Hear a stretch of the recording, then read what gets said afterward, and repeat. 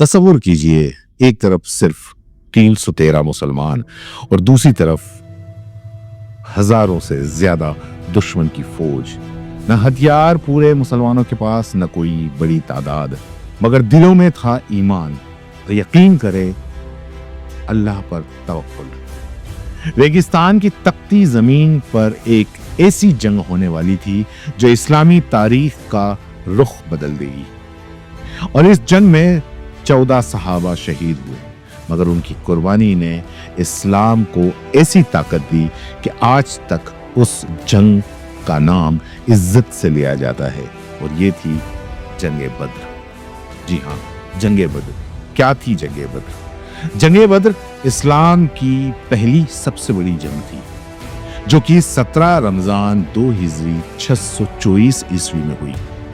یہ جنگ مدینہ کے مسلمانوں اور مکہ کے قریش کے بیچ میں ہوئی۔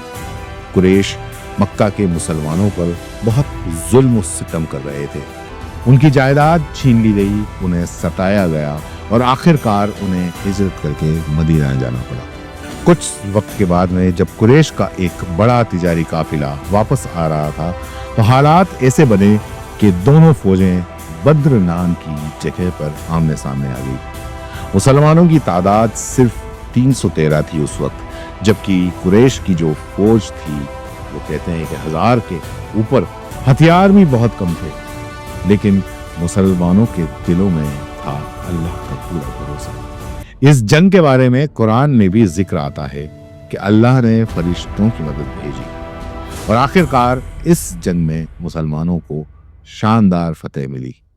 قریش کے قریب 70 لوگ مارے گئے اور 70 قیدی بنائے گئے، اور اس جنگ میں 14 صحابہ شہید ہوئے۔ اس میں 6 مہاجر اور 8 انصار شامل تھے۔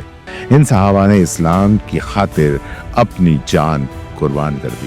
جنگ بدر صرف ایک جنگ نہیں تھی، یہ ایمان، صبر اور یقین کی فتح تھی۔ اس جنگ نے پوری دنیا کو یہ پیغام دیا کہ اگر نیت پاک ہو اور بھروسہ اللہ پر ہو تو چھوٹی سی جماعت بھی بڑی طاقت کو شکست دے سکتی ہے، اور اسی وجہ سے جنگ بدر کو اسلام کی تاریخ میں سب سے عظیم جنگوں میں سے ایک مانا جاتا ہے۔